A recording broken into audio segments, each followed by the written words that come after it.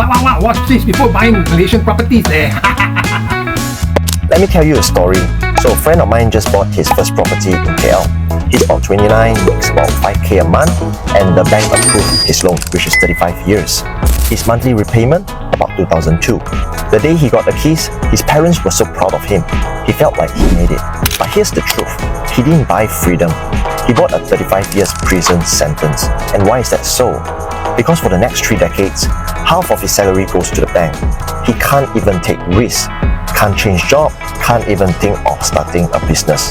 He's chained. And here's the harsh truth Malaysians don't want to admit. Most of us don't buy property because it is a smart investment. We buy because of status, because society tells us if we don't have a house, we are a failure. So we rush to buy condos in the city even when we can't afford them. But let's look at the numbers. A 600k condo with 35 years loan, you'll pay over 1.1 million by the time you finish. And the worst part, many of these condos don't even appreciate in values. Go to Mount Kiara, Cyberjaya, Cheras, thousands of these investment properties are sitting empty.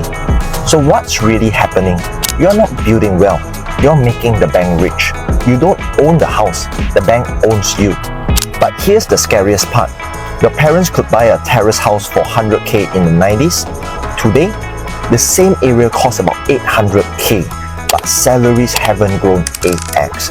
So who won? Not the buyer, not the renter, the banks, developers, the system. If you are still in your 20s or 30s, here's the truth nobody tells you. Buying property too early can kill your future. It locks you down, sucks your cash flow, and traps you in a lifestyle that looks good in Instagram, but feels like suffocation in real life. You want real freedom? Build income stream first. Build leverage, then buy. Otherwise, you're just another Malaysian, smiling with the house keys in the hand, but wearing invisible handcuffs you can't take off. Only 24% of your installment. If you cannot afford to pay off a house in 15 years, then don't buy a house, because you will be poor for the rest of your life. Don't believe what I say? Let's look at the numbers. Okay, so let's take for example a very common housing loan, which is $500,000. $500,000 at interest at 4.0 and loan term for 35 years. The installment would be $22.13 per month, and your total interest would be 429k in 35 years. So if you go to the amortization table, you can see here your installment is 2213 and your principal is 547. So if you take 547 divide 2213, this is about 24%. Only 24% of your installment is being used to pay the principal. The remainder 76% masuk bank punya kocek. Now let's change the figures here. Instead of 35 years, let's go to 15 years. Now the first thing you'll be able to notice is, yes, there's an increment of almost 1.4k. But if you notice here just now, from 429 is now 165k. Let's go to the amortization. As you can see here, the principal now is more than your interest. So if you were to take 2031 divide 3698, it is now 54%. Your principal is now 54% as compared to 24%. So if we go down on year 10, which is month 120, as you can see here, month is 120, your outstanding balance is 200k. But if we go back to 35 years, go all the way to year 10, which is month 120. As you can see here, month 120 is now at 419. Okay? For 35 years, only on month 213, can you see? 1111. Only on year 17 you break even, and guess what? Even at year 17 you're nowhere close to 15 years. Okay, so long story short, if you cannot afford a housing loan for 15 years, don't buy a house, because you will be poor forever. Kuala Lumpur, Johor, and Penang. Did you know that over 13.9 billion ringgit worth of homes are still sitting unsold in Malaysia as of 2024? A staggering 23,149 units of unsold properties, including condominiums, apartments, and terraces, are piling up, and most of them are in key areas like Kuala Lumpur, Johor, and Penang. Here's the breakdown. 60% of these unsold homes are condominiums and apartments, while the rest are terrace houses. The homes range in price from 200,000 to 600,000 ringgit. Experts say this housing oversupply is causing a major issue, and it's time for policymakers to step in. So what's causing this crisis? Is it the prices, the types of homes being built, or the demand? I don't encourage Singaporean to buy properties here for investment, man, because of the nature of the exit strategy. We have spoke about like the currency issue, like if I were to bet Sing dollar higher or ringgit higher in the next 10 years, right, I will bet Sing dollar also. That's the main exit strategy. Like even if you earn like 50% in the next 10 years, right, you convert back, it's nothing. All the effort of maintaining, dealing with agents, dealing with local flirts, is it worth all the effort for the return to divide by 3.6 or 4 in the future, right? The answer is no, unless then this comes in the discussion of channel of buying. In Malaysia, we have 4 main channels of buying properties. We have the first one that's called new properties, where you buy directly from developer. The second one will be the sub-sale market, the open market. Third one will be auction market. Fourth will be bulk purchasing, which is this underground market. I don't encourage Singaporean to buy properties here for investment, man, because of the nature of the exit strategy. We have Paying 400 to 650, maximum 700,000. That's it. If you buy more than that, it's very difficult. Why? Because the wage. Singaporean, you should not buy a house in Malaysia. Any house that is 1.5 million and above is very difficult for capital gain, especially the high rise. 1.5 million, low, landed, probably, but not a must. In Malaysia, we only buy 400 to 650, maximum 700,000. That's it. If you buy more than that, it's very difficult. Why? Because the wages, average wage there is only makes it available for you to vote in that kind of range. Anything above that is very difficult for you to exit. So we want to make sure that we buy a sure win. But unfortunately, Singaporean cannot, because you need to buy 1 million and above. Singaporean, you should not buy a house in Malaysia. Any house that is 1.5 million and above is very difficult for capital gain, especially the high rise. Chu Siu Ho, a Singaporean swim coach, purchased a condo unit worth around 1 million ringgit in Johor Bahru more than a decade ago. He was attracted to the promise of a sea view 13th floor dual key unit as a retirement home. He believed the house offered good feng shui. To fund the purchase in full, the 65-year-old then refinanced his executive condominium in Singapore. Unfortunately for Chu and dozens of other buyers, the Sovereign Bay project remains under construction nearly 10 years later. According to a Malaysia government housing portal, the project was due to be completed by October 2019, but its status is now abandoned. Before I want to buy the time, because I didn't have the cash, so only thing can do is I try to mortgage my condo, take from the bank 300,000 to put in this. So only thing I can do that. Very worried because I still need to pay the interest into the bank, so no choice. So I still struggle. Chu, who runs swimming classes for children, has to take on part-time ride-hailing jobs to pay back his mortgage. He admits it's frustrating that despite all the financial sacrifice, there is no certainty on when he can finally move into his JB home. Chu is just one of many buyers who are left in the lurch, having purchased property in Johor Bahru. Amid the rising popularity of the Johor Bahru property market, driven by the upcoming RTS link and the Johor-Singapore Special Economic Zone, there has been a slate of projects that has missed their construction deadlines and are categorized as sick or abandoned. According to the government portal, there are 12 projects in Johor Bahru with sick status, the highest among cities in the southern state. Many of these projects are high-rise serviced apartments. This includes The Peak by Malaysian developer Gabungan AQRS, a planned 2-tower service apartment facing JB's main highway, which was due for completion in 2016, and Jade Palace, which was due to be completed by 2020. The project was started by Chinese developer Greenland Group, but has now been handed over to local company MB World Property. Some buyers from these properties told CNA they have spent hundreds of thousands of dollars, and many have abandoned hopes of ever living in them. Some have stopped payments and are pursuing the developers legally for compensation. Property lawyers stress that unfinished condominium projects are the exception rather than the norm in Johor Bahru. Still, They maintain that buyers must be discerning to avoid making bad deals and recommend that future home buyers buy ready-made projects to eliminate risk.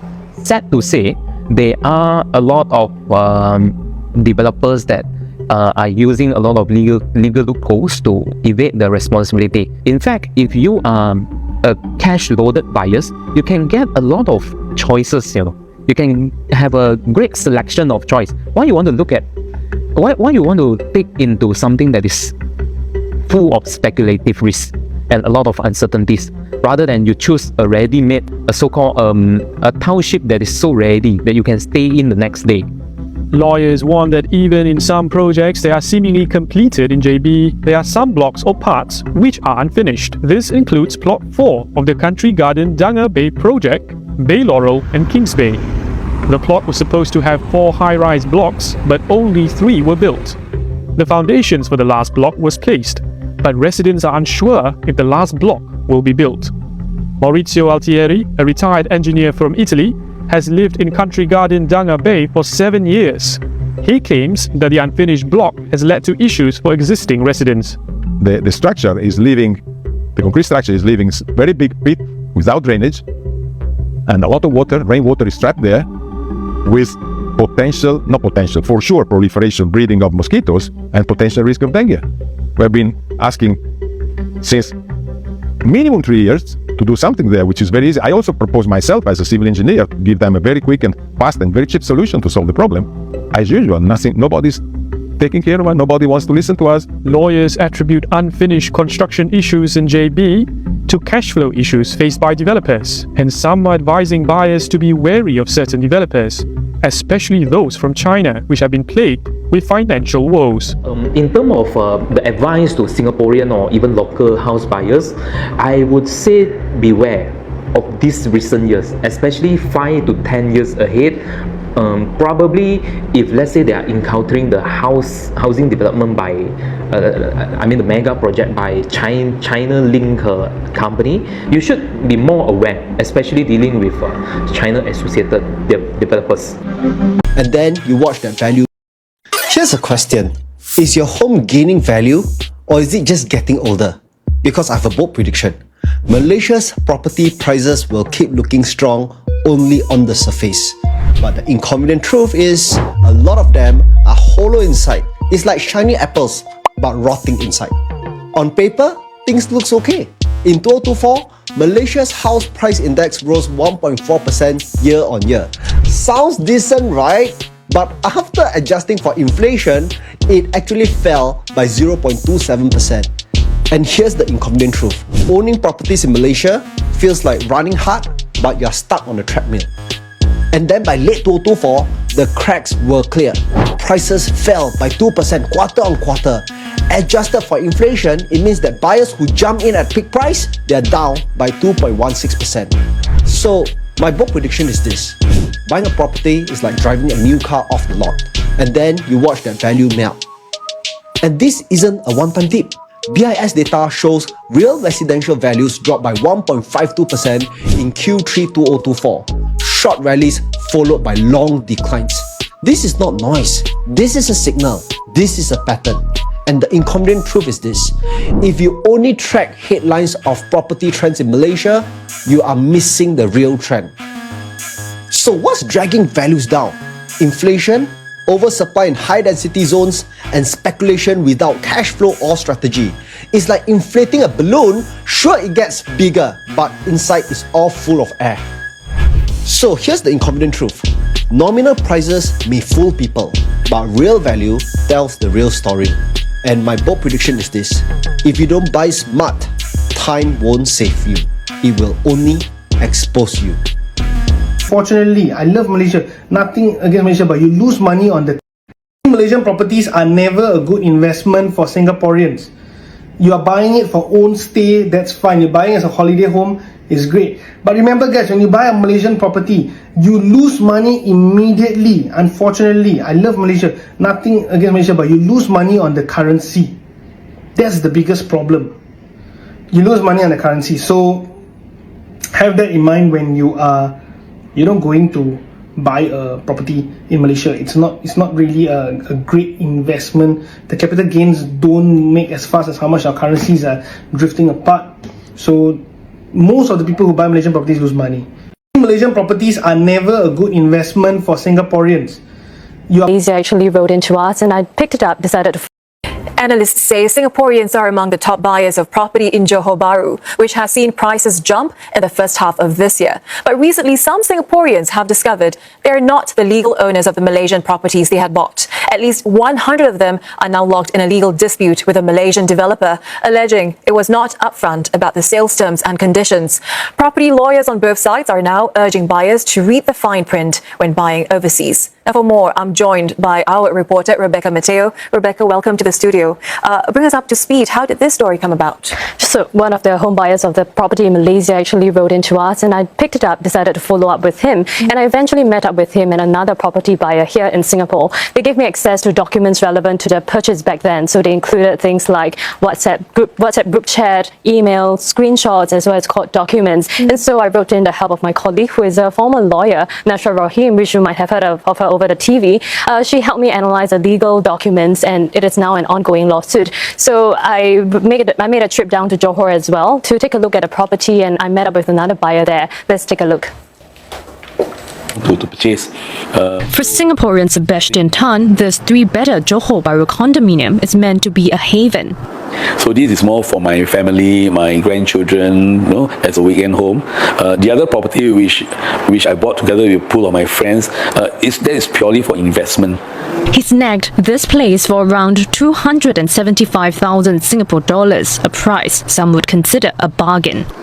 But recently, while chatting with a lawyer friend, Mr. Tan found out he had bought the unit under what's called a private lease scheme, or PLS. This is unique to some properties in Malaysia. You don't own the property, but instead buy a lease, almost like a rental agreement, for say 99 years. The developer is the actual owner. The people who buy are tenants, must ask permission to sell or rent, and could come with conditions attached. In contrast, Singapore does not have a similar concept. Instead of lease, it is leasehold, or a form of property ownership. Buyers have full rights to rent or sell. Malaysian lawyers say their country's private lease scheme, or PLS, is legal, but confusion can sometimes happen because buyers sign on a standard sales and purchase agreement, or SPA. SPA means you deserve the ownership, you deserve the strata title, separate from the master title. But whereby in PLS, this lease scheme, all you get is just a longer so-called tenancy. You get a 99 years lease period. All that means is buyers may not have the same rights as they might for a Singapore property. They do not have a voting right to choose their community members. So a future challenge would be, who should be the representative of that particular condominium? Who should decide how the condo should be run? What if the corporation does not run well? You get what I'm saying? If there is any legal dispute over this corporation, the creditors will go after the land of this company, isn't it? Then they'll sell the land, they'll auction the land. Then what happens to the lessees? A Singaporean lawyer says the value of the property might also be affected. The calculation for that, you can imagine, is very different. It should actually almost, I would say, be akin to rental. How much are you paying to rent the property for X number of years? Many, like Mr. Tan, who bought the JB property, only realized this difference recently. About 170 buyers, mostly Singaporeans like him, are in a WhatsApp group discussing next steps. Some still wondering what it means to buy a lease for freehold land, or whether they could rent, sell, or refinance their property. So far, since 2022, I understand that at least 80 Singaporean buyers in 2 groups are taking legal action against the condo developer and an investment firm in the Malaysian courts. The buyers claim the sale conditions were not made clear to them and want the strata title legally changed to give them full ownership. I found out at least 70 condo buyers filed a complaint in June with the Singapore Council of Estate Agencies against the real estate agency that marketed the property to them. The CEA acknowledges receiving this matter, but from court documents I've seen, the developer has argued buyers should have been aware and that the private lease scheme is valid and legitimate. They say the buyers have also passed the legal period to make any claims.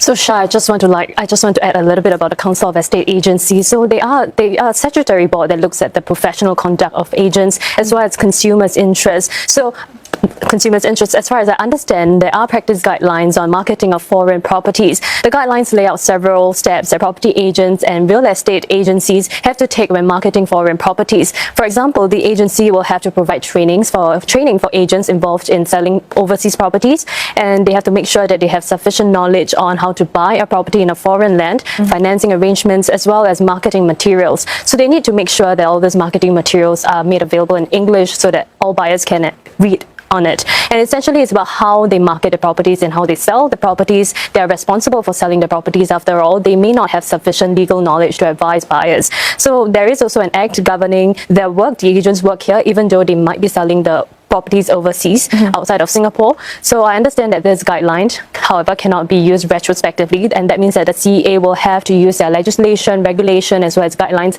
back then, which this case happened about, they bought this property about a decade ago, to assess the incident. And so with this case, Rebecca, what should we do when we're looking at buying properties overseas? So conveyancing lawyers I spoke to, in fact, from both countries told me that it is very important to do your homework before buying a property overseas and get a lawyer to scrutinize all the terms and conditions such as rights to sell and sublease the property, because all these issues might only come up when a buyer perhaps tries to dispose of the property. And one local lawyer I spoke to says that information on buying a property overseas may not always be readily available online, so it is still best to engage local agents who have been on the ground for a while. Let's have a listen. I think many times property is actually governed by, well, it's governed by law, it's also governed in some part by custom. There are many things that maybe are not entirely clear to the layman, and I think it's important to actually get a professional who actually works in that country to guide you through the process. Oftentimes it's not easy just to Google things out. So that's pretty good advice, Rebecca, especially as more people are looking beyond Singapore for properties, perhaps also hoping to diversify their investments. But where are Singaporeans buying of late? Well, that said, as you mentioned, Malaysia is still going strong with all the developments between the two countries, good exchange rates, lower cost of living, and of course proximity. So we just saw reports, in fact, on how home sales are picking up in Johor in the previous quarter. Let's have a look.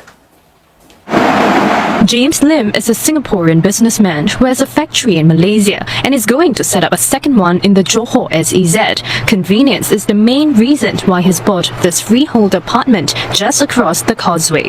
I go to Sinai every morning, so I will take about 45 minutes from here to Sinai. So from the factory itself, sometimes when I come back, it's late already, in between the traffic jam time. If you tired, I just go up and stay at the unit there.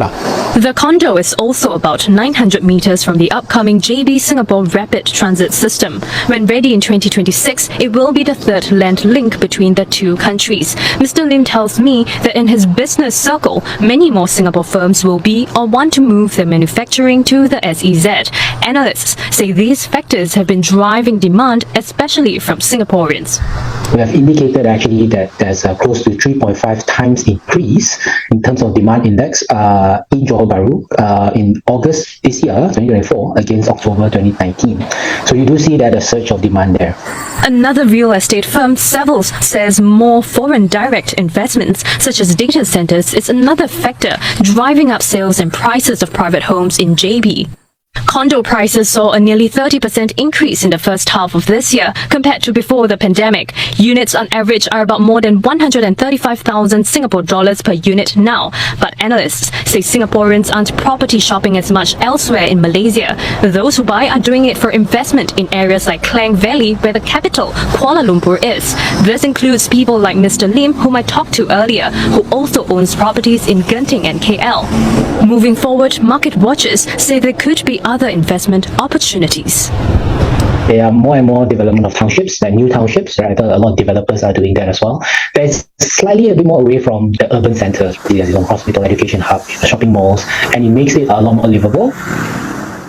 So due to their popularity, Rebecca, does that mean that property prices in places like Johor Bahru will continue to go up? Right. Perhaps let's not speculate, but there could be some reasons why prices may continue to go up. Now, I have seen real estate agents using the rapid transit system that is happening in about 2 years' time to market their properties, and I think that it has worked so far. And also another point to bring up here is a Johor Singapore Special Economic Zone that the SEZ is not, well, it's not used as much right now. That's because that's a more recent development, but market watchers are saying that the JSSEZ might boost prices further. And I think the reason why there's a little bit of uncertainty at this point in time is because the boundaries are not very clear yet. Let's take a look at this map.